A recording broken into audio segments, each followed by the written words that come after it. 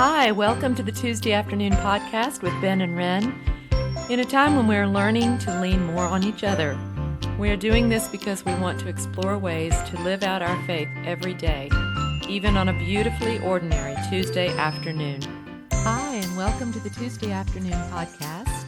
I am Wrenn. And hello, I'm Ben. Sorry, I was taking a sip of tea there. Sorry about that. We are really happy that you are here with us today. I got my words all twisted up too.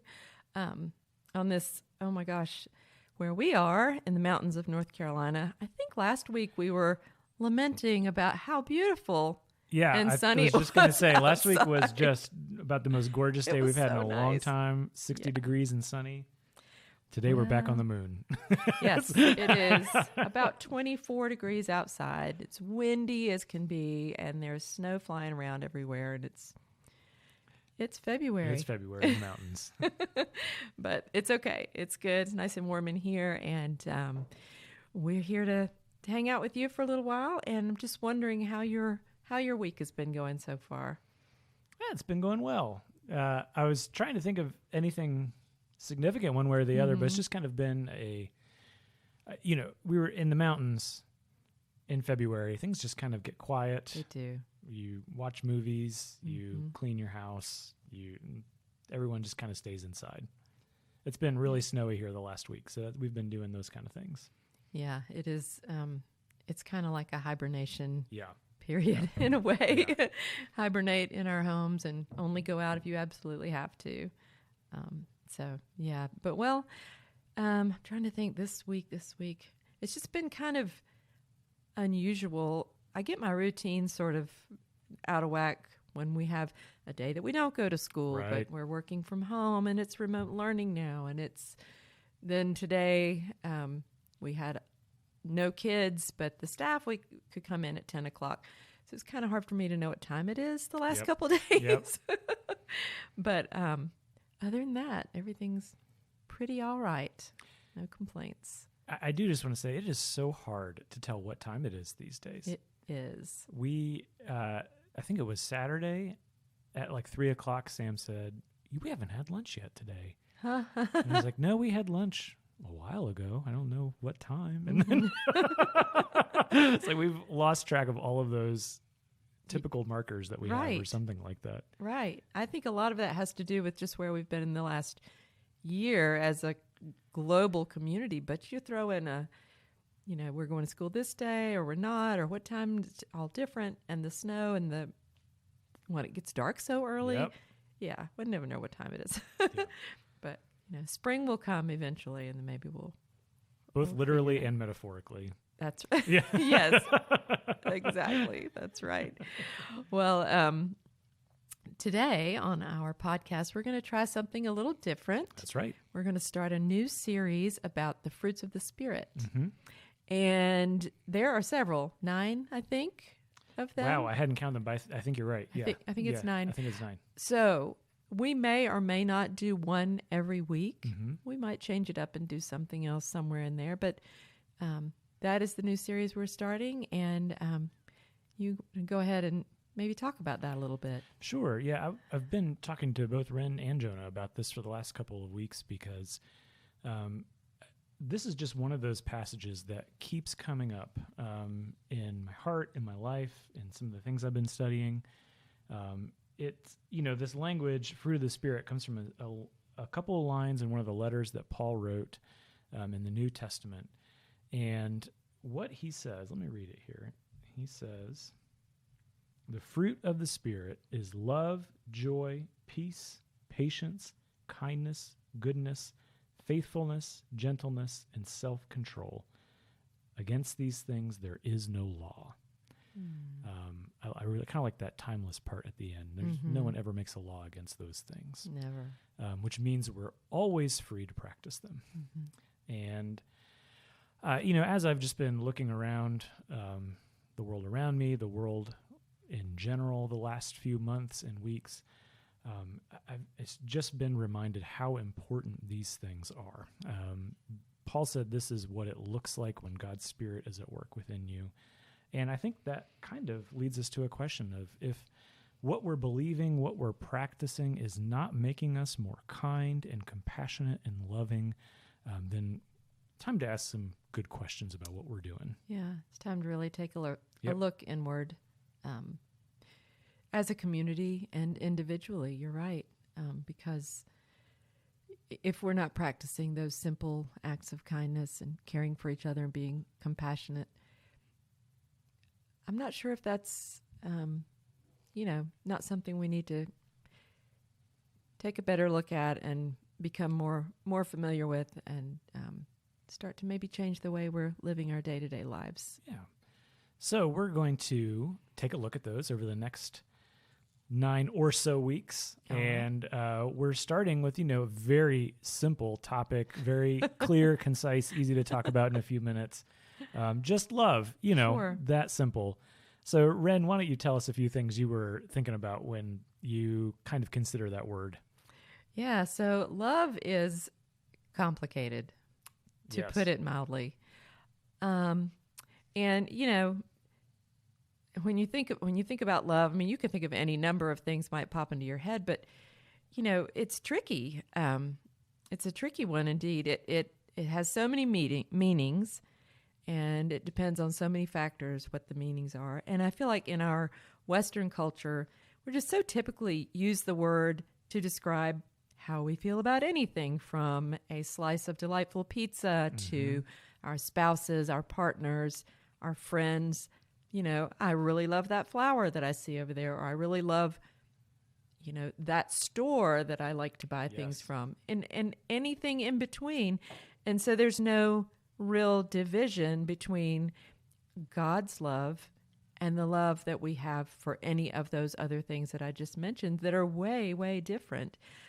So, I'm just wondering if we can maybe talk about the different kinds of love that there are, and the way that God loves us in such a different way. Yes.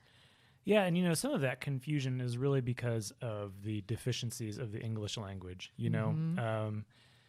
Most other languages and cultures have multiple different words for what we just kind of all lump under that Yeah.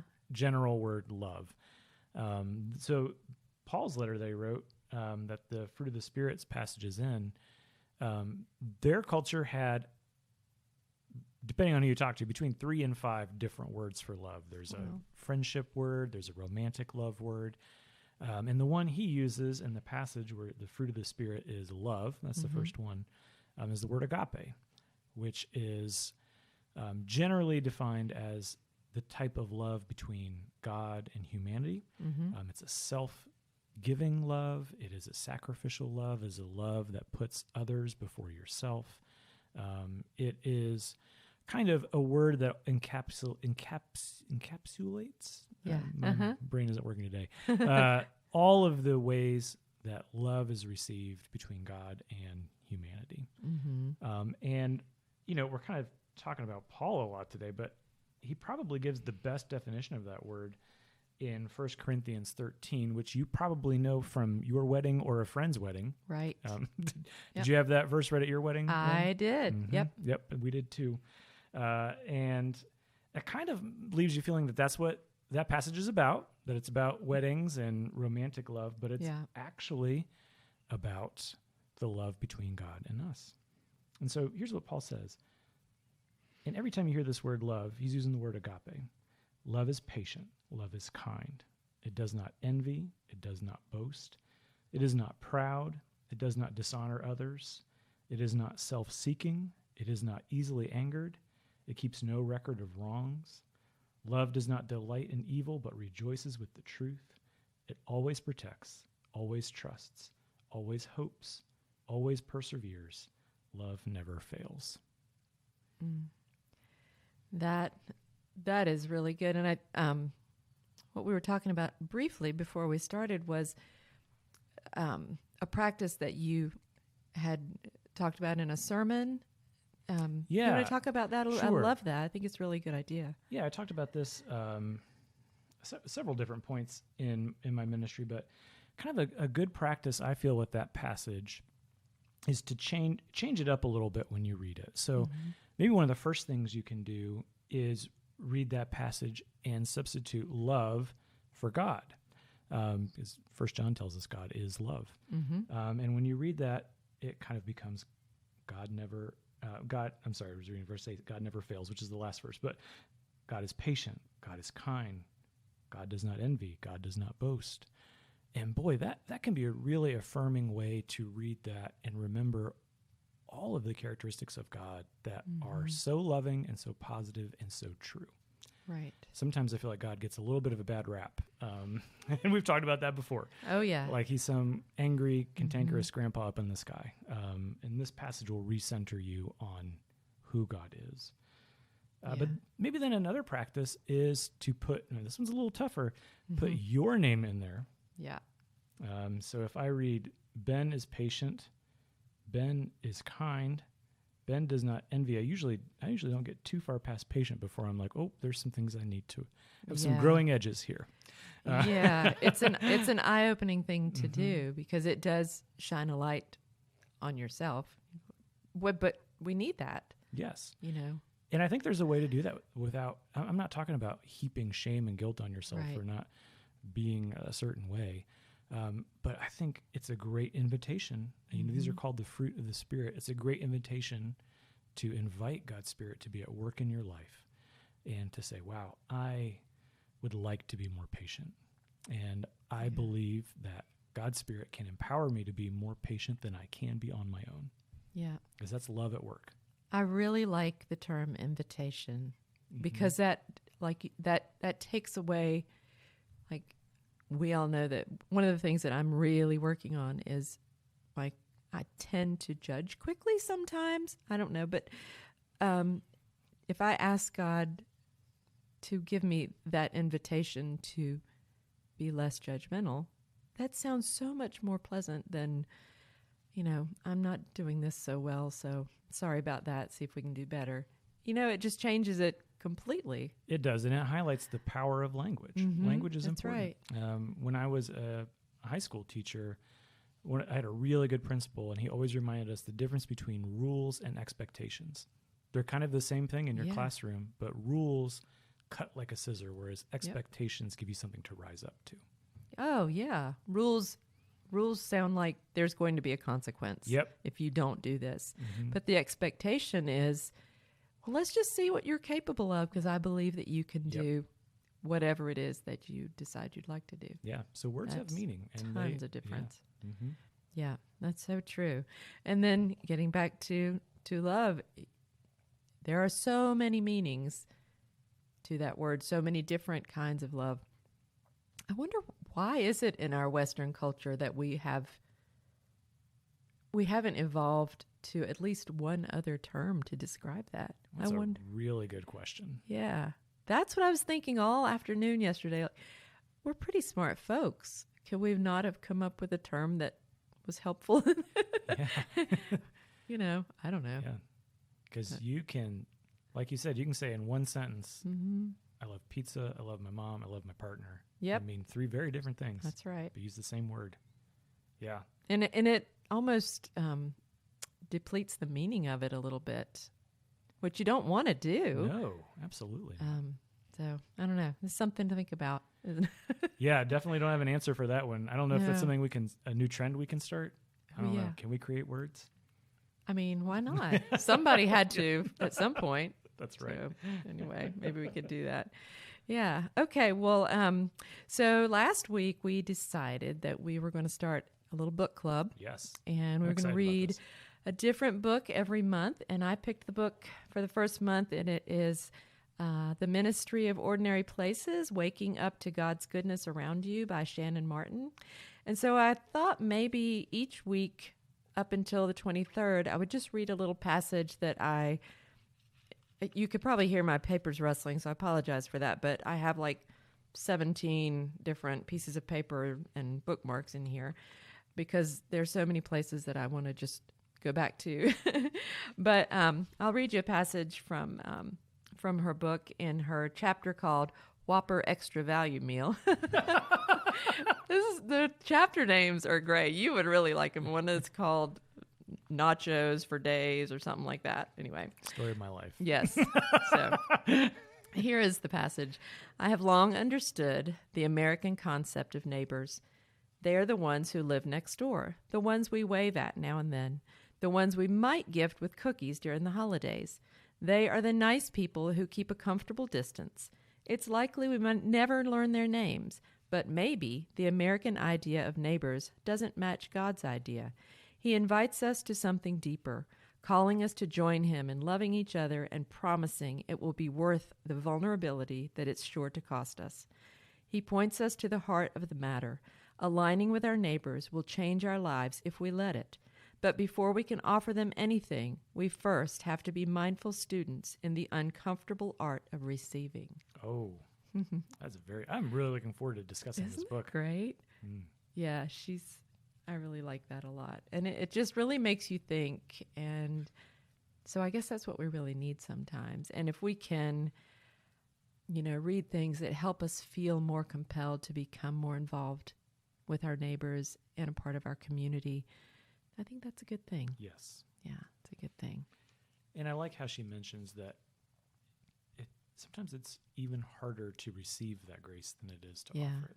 That's true. Something to practice. Yeah, indeed. So quotes and happy songs today. We didn't do the part where we say what's making you happy this week. No, we didn't. Let's do that first. Do that. It's such a, and we're doing this show just to be a bright spot of light and positivity in the middle of February. So it's a good thing to practice. It is. How the things that make us happy. What was it for you this week, Wrenn? Something really simple, but gosh, I feel like it's changed my life a little bit for the better. So John and I went to Boone on Saturday, and we went to the Be Natural store. I don't know if you've ever been there. It's right next to the bowling alley and the Goodwill. You know where that little shopping center. Anyway. It's like a little grocery co-op, health food kind of little place. And I picked up a box of tea there, and it's called Matcha Magic. Oh, it's matcha green tea, and it's delicious, but also, I don't know if it's just psychological, but it really seems to make me have a much sharper focus, like right away. And Anna's mentioned it the last two days when I've had it. She's like, Mom, are you good? Are you good to go? Because I'm just so like, let's do this and let's do that. And I feel like I could stay up till 11 o'clock reading. And I don't know, it's been kind of a cool addition to my life the last few days. That's great. I've had a similar experience with matcha. Oh, really? Yeah, and I don't know if it's like a placebo effect. I don't really want to pull that thread too far. But yeah, I usually drink some before like I have a class sometimes or something like that, because it really does kind of wake your brain up in a way that caffeine just kind of makes me feel a little sick. Yeah. Matcha tea kind of like really. Yeah, it's good stuff. It is, and it's very healthy for you. It's okay, cool. So what about you? What are you thinking? So for me this week, it is a TV show that my wife and I watched. There's only 10 episodes. It's called Ted Lasso. It's on, I think you have to have some sort of Apple device to watch it on because it's on their streaming service. But goodness, is it worth it? It is. I was hesitant to watch it because it revolves around soccer, and I'm not huge into soccer, but you don't need to be.